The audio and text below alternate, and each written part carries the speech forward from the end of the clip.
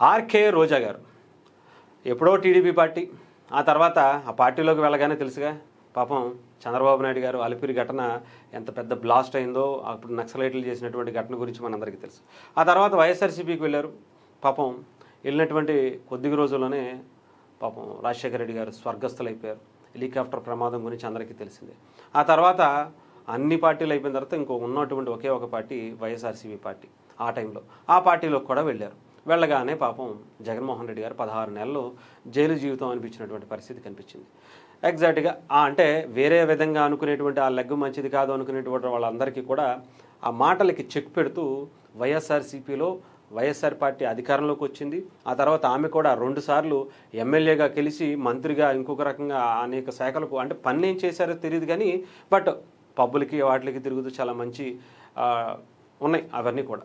మొత్తానికి ఈ మధ్యన ఆంధ్రప్రదేశ్ని కంప్లీట్గా తెలుగు రాష్ట్రాలను కంప్లీట్గా వదిలేసి తమిళనాడులో చెన్నైలోనే సెటిల్ అయినటువంటి బెంచ్ కార్లు ప్యాలెస్ ఇల్లులు అన్నీ కూడా కట్టుకున్నటువంటి పరిస్థితి ఉందని కొంతమంది మాట్లాడుతున్నారు.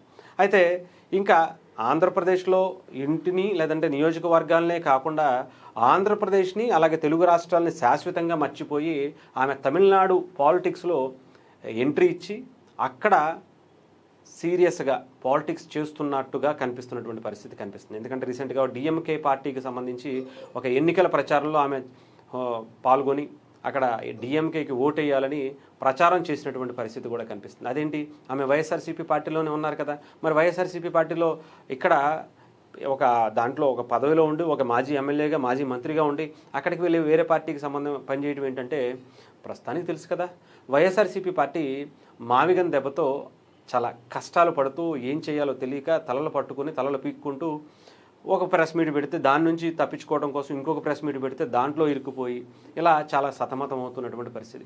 ఈ టైంలో పాపం రోజా గారు కూడా వచ్చి ఏవో 4 మాటలు మాట్లాడేటువంటి ప్రయత్నం చేశారు. బట్ వర్కౌట్ అవ్వక ఇక్కడంతా మనకు అంతా అర్థమైపోయింది. ఆంధ్రప్రదేశ్ తెలంగాణలో మొత్తం మన బూతుల గురించి మన భారతదేశంలో ఇలా బూతులతో రెచ్చిపోయేటువంటి మహిళా నాయకురాలు నాకు తెలిసి ఎవరూ లేరు. మొత్తం అంతా అర్థమైపోయింది. ఇంకా మనకి తెలుగు రాష్ట్రాల్లో ముఖ్యంగా ఆంధ్రప్రదేశ్లో రాజకీయాలు వదిలేసి తమిళనాడులో అత్తగారింటి దగ్గర రాజకీయాలు చేస్తే బాగుంటుందనేటువంటి ఆలోచనలో భాగంగా ఏమన్నా వెళ్ళారేమో తెలియదు. బట్ ఇక్కడ మాత్రం అక్కడ ఉండేటువంటి డిఎంకే పార్టీ వాళ్ళు మాత్రం చాలా భయపడిపోతున్నారట. ఎందుకు అంటే ఇక్కడ ఇన్ని చూసాం ఎగ్జాంపుల్స్, మరి తమిళనాడు రాజకీయాల్లోకి వచ్చిన తర్వాత ఏం చేయబోతున్నారు, ఏ నాయకుడికి ఎలా ఉండబోతుంది అని డిఎంకేలో చాలా ఆందోళనగా ఉన్నారట.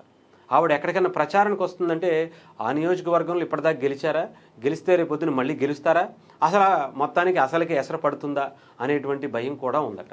ఏదేమైనా పాపం మరి గతంలో జగన్మోహన్ రెడ్డి గారికి ఇవన్నీ గట్టెక్కిచ్చి ఒక గోల్డెన్ లెగ్గా మంచిగా స్థాయికి ఎలాగైతే తీసుకొచ్చారు, మరి ఇప్పుడు డిఎంకేకి రెండోసారి ఎక్కడా కూడా తమిళనాడులో 2 సార్లు గెలిచినటువంటి పరిస్థితి గతంలో లేదు డిఎంకేకి. కానీ మరి ఈసారి రోజా గారి ఎంట్రీతో రెండోసారి గెలిచేటువంటి పరిస్థితి ఉంటుందా? ఇప్పటి వరకు సర్వేలన్నీ కూడా ఒక ఇంత డిఎంకేకి అనుకూలంగా ఉన్నా మరి రోజా గారి ఎంట్రీతో ఎలా ఉండబోతుందో అనేది ఆ దేవుడికి ఎరుక.